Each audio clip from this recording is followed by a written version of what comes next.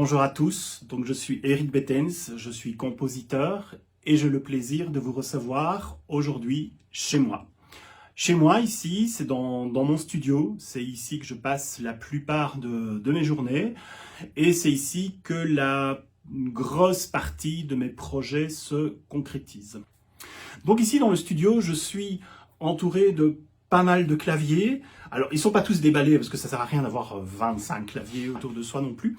Mais il y en a quand même 2 ou 3 que j'ai notamment beaucoup utilisés sur mon prochain album Horizon, dont on parlera un peu plus tard. J'ai évidemment des claviers plus traditionnels qui, reliés à l'ordinateur, me permettent de choisir un tas de sons. Parce que je vous ai montré des claviers hardware, donc des claviers vraiment physiques, mais dans l'ordinateur, j'ai un tas de claviers qui sont là. Et j'ai notamment, par exemple ici, j'en ai présélectionné quelques-uns, mais je peux avoir, par exemple ici, un son de piano.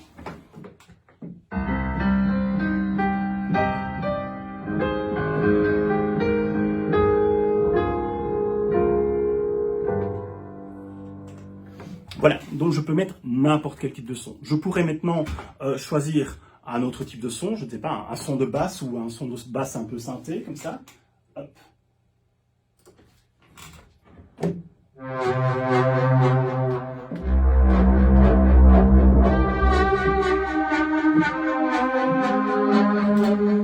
Voilà, et puis encore un autre type de son, par exemple des cordes. Ici, donc, je viens d'acquérir une banque de sons de cordes. Donc là, c'est un véritable orchestre qui a été enregistré dans plein de nuances, qui a été enregistré note à note, et qui va justement me permettre d'avoir à disposition chez moi, dans ce cas-ci, l'orchestre de la BBC. Et donc, voici quelques sons.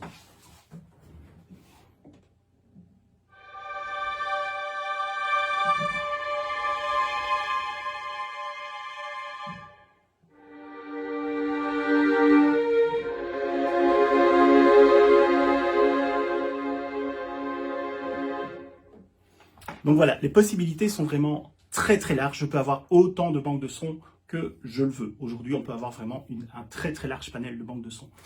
J'aime aussi les instruments un peu plus bizarroïdes. Donc sur scène, j'utilise très souvent le thérémine, qui est un instrument qu'on ne touche pas, qui a été créé en 1917 et qui, en fait, il y a 2 antennes. Et avec les mains, je viens perturber le champ électrique qui est dégagé par ces antennes. Donc ce qui veut dire qu'une antenne contrôle la hauteur, l'autre antenne contrôle le volume du son. Et ça donne un son un petit peu Hitchcockien, comme ça, un peu style scie musical, film d'horreur ou à suspense policier des années 70.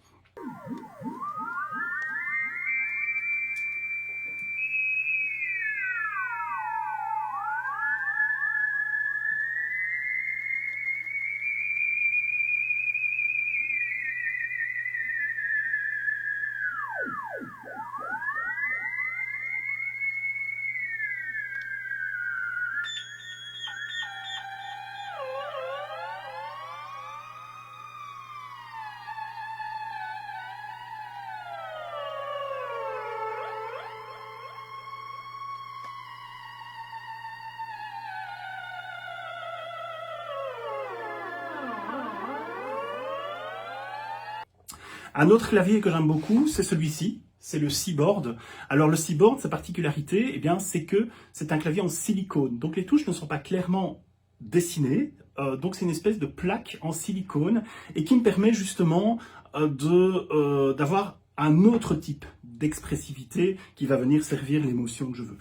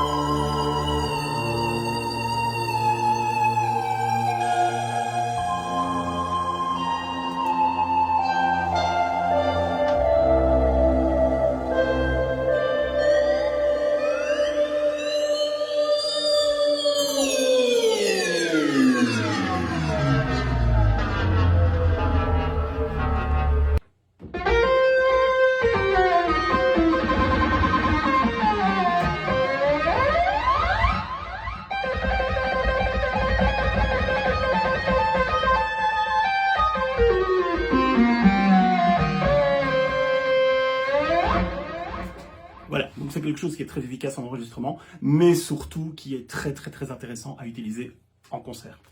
À côté de ça, il y a aussi d'autres types d'instruments. Il faut savoir que la lutherie électronique nous réserve énormément de surprises. Et donc ici, j'ai un instrument qui s'appelle le stylophone, qui m'a été offert par un ami élève. Et en fait, c'est un tout petit instrument comme ça, avec un stylet, et sur lequel je viens...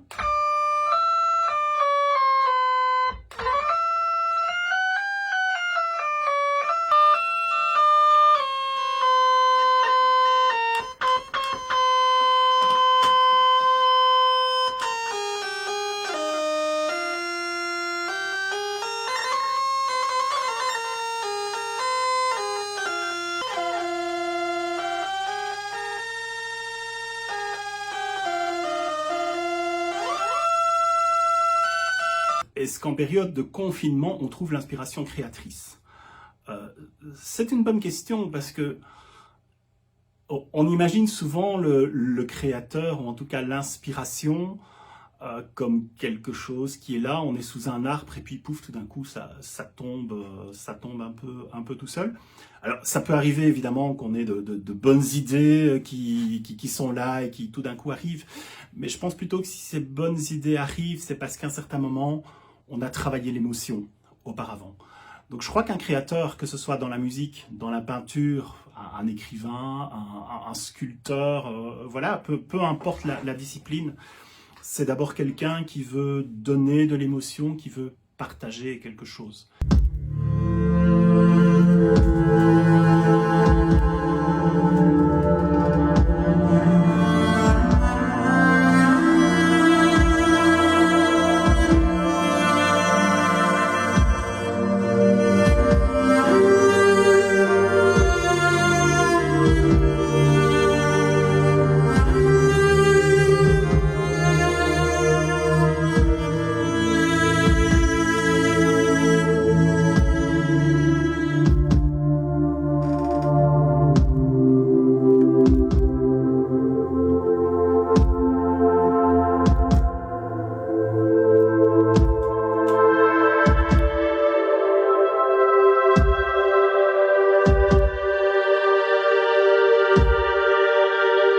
C'est un album qui est complètement électronique, donc il n'y a pas un seul son acoustique dedans, alors que d'habitude, bon, moi, je mélange l'électronique, les sons de la nature, l'acoustique, enfin voilà, je fais un peu un mélange de tout ça. Mais là, je voulais un album purement électronique, et je voulais non pas un album électro-dance ou ce genre de choses comme on peut l'entendre aujourd'hui, je voudrais quelque chose qu'on pourrait qualifier d'électronique vintage, donc c'est-à-dire des sons avec lesquels on a connu Jean-Michel Jarre, on a connu Vangelis, on a connu Kraftwerk ou bien d'autres.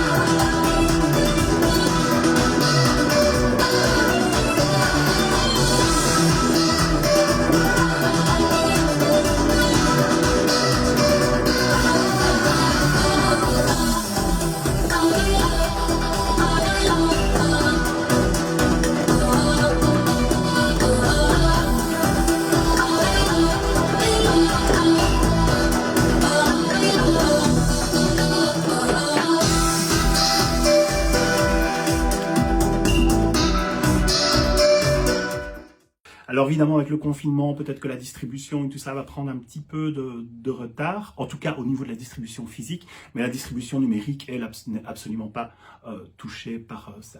Donc ça, c'est vraiment l'actualité, c'est la sortie prochaine de mon album Horizon, qui contient à peu près 1 heure de musique, donc vraiment les amateurs de Jarre, de Vangelis, de musique électro, comme on la faisait dans les années 70, 80, début 90, vont vraiment apprécier.